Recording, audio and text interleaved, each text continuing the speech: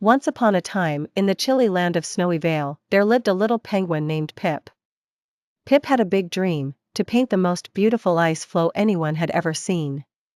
He imagined colors dancing across the ice, capturing the pink blush of sunrise and the golden glint of sunset. Pip had a grand vision, but there was one tiny problem: he'd never painted before.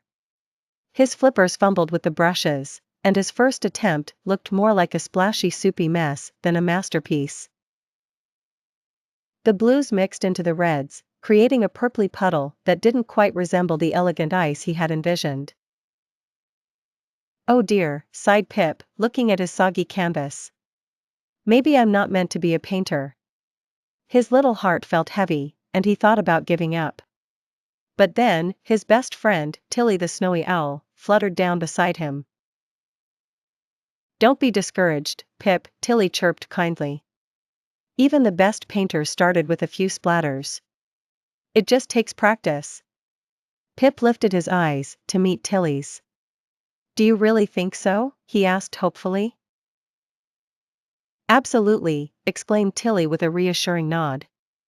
"How about we find the most vibrant ice floes together and you give it another try? I'll be right here with you." Inspired by Tilly's support, Pip picked up his brushes again. They waddled and flew to the brightest spots around Snowyvale. At each spot, Pip painted, experimenting with dips and strokes, learning to mix just the right shades. Some days, the paintings still didn't turn out as he'd hoped. But Pip noticed a sparkle of improvement each time. Day by day, with each stroke of paint and flick of his flipper, Pip's paintings grew more beautiful. He painted the bounce of sunlight on the ice, the soft ripple of distant waves, and the sparkle of stars above. His fellow penguins and Arctic friends gathered around to watch his progress, cheering him on with whistles and fluffs of joy. Finally, after weeks of practice and perseverance, Pip stood before his finished masterpiece on the largest and shiniest floe in Snowyvale. The colors blended just perfectly, swirling together like a magic dance of the northern lights. Everyone clapped and squawked with delight. "It's beautiful, Pip," they cried. With a proud heart, Pip beamed.